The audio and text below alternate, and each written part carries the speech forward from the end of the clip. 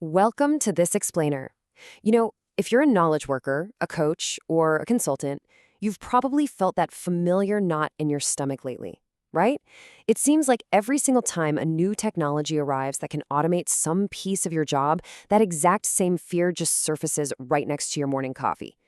Are fewer people going to be needed? Am I going to lose my clients? And listen, it's a completely understandable fear, and I really want to validate that anxiety right out of the gate. Seriously, if clients can just ask an AI, will they stop paying you? Because when machines can suddenly do a massive chunk of the job, well, standard logic says you'd expect to need less of the human. Okay, let's dive into this. Because, you see, our standard expectation is that more automation naturally equals fewer humans. But history absolutely refuses to cooperate with that prediction. The reality? Efficiency actually unlocks demand.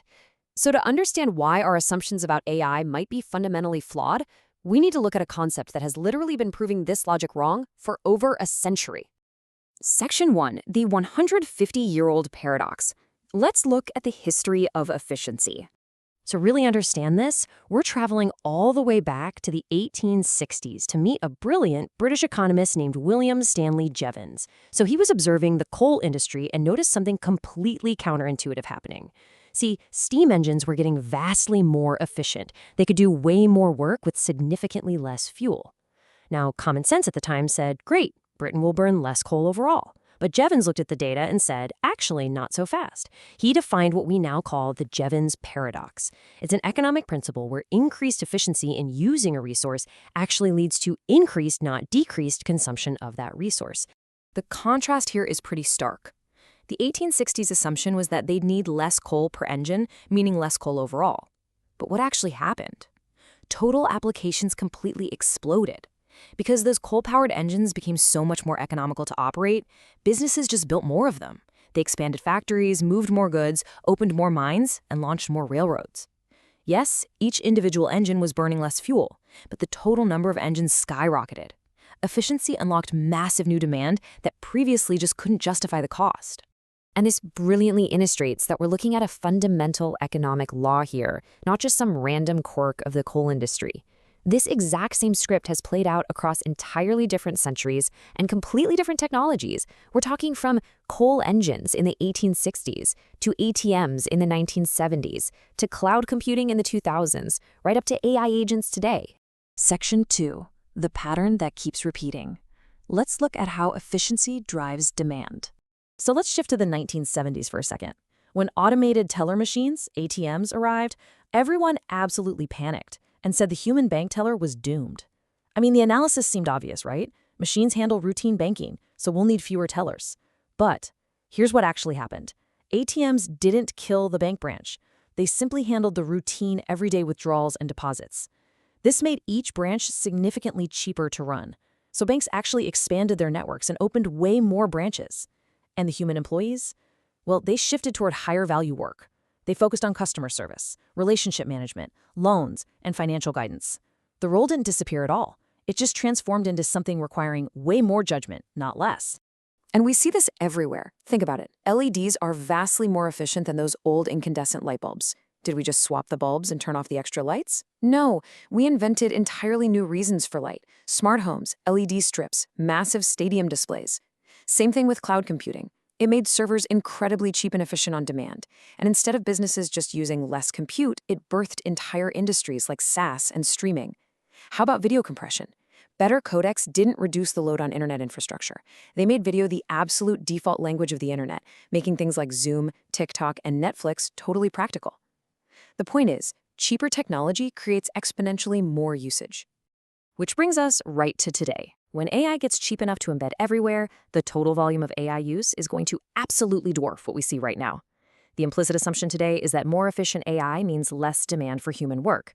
But based on history, I take that bet and go the other way. Just like cheap cloud compute quietly became the foundation of the modern internet, AI agents are going to silently become the foundation of how all multi-step workflows actually get done. Section 3, the real coaching problem. Let's talk about the continuity gap. So, the crucial point is, let's pivot to the specific business model of coaches and consultants. The true weakness of this model isn't what people think it is. You see, coaching's value was never primarily about information transfer. Think about it. If clients only needed information, well, books and podcasts would have completely killed the coaching industry decades ago. That's exactly why the fear of, oh, what if a client just asks an AI my questions, is fundamentally the wrong fear to have. The real problem is actually represented by one staggering number: 167. That is the number of unattended hours in a typical week between standard 1-hour coaching sessions. This massive gap is where the client is completely on their own. And honestly, this is where the real problem lies. Let's walk through this incredibly familiar continuity gap together. Step 1, the client shows up, they get your brilliant insight and direction, and they are highly motivated in the session. Step 2, they go out into the real world, try to apply the advice, and bam, they hit a roadblock. Step 3, they have to wait days or even sometimes weeks for their next scheduled session just to ask about it, and they're often misapplying the advice along the way. Step 4, by the time they finally get back on your calendar, the first half of the call is just reconstructing the failure. What happened? Where'd you get stuck? What did you try? Listen, this is not a coaching failure. This is a delivery model failure. Your expertise is basically entirely trapped inside a scheduled hour. Section 4. Multiplying human expertise. Using AI as a catalyst. Here's the incredible paradigm shift. AI is not here to threaten your business by making this continuity problem worse. It is literally the very first technology actually built to solve it. Enter the concept of the replicator. This is all about extending the coach's diagnostic patterns, their highly specific questions, and their entire framework into that vast space between live sessions. Tools like this allow clients to engage with their specific methodology daily, precisely when they're actually stuck, rather than just waiting for when they happen to be scheduled. They can upload work, get real-time feedback, and prepare way better questions. They arrive at the next live session with so much context that you can just skip that whole reconstruction phase entirely. Now, what's really interesting about this is the amazing division of labor it creates. The between-session AI handles all the repetition, the preparation, reinforcement, basic follow-up, and progress tracking. It's essentially the ATM for your coaching practice. Because the machine is handling this routine, everyday support, you, the human coach, can focus entirely on judgment, nuance, and those massive breakthrough moments. The AI takes the routine, and the human becomes, frankly, exponentially more valuable. You really have to make this critical mindset shift. Ask yourself, are you an hourly service provider, totally trapped in a calendar? A provider where your absolute best thinking just disappears the second a Zoom call ends? Or are you an architect of transformation, where your framework works for your clients every single day?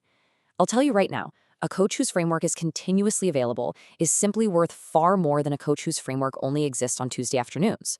This continuous value easily justifies higher fees, way stronger referrals, and significantly longer client retention. So, I want to leave you with this final provocative question. Are you an hourly provider or an architect of transformation? Just remember the Jevons Paradox we talked about. AI absolutely does not have to make human expertise less valuable. Used correctly, it actually creates far more access points for that expertise. And historically, across over 150 years of data, more access has always meant more demand, not less. The absolute smartest experts out there, they aren't going to be replacing themselves with AI. They're going to be multiplying themselves. Thank you so much for joining me on this explainer. Now go out there and architect your transformation.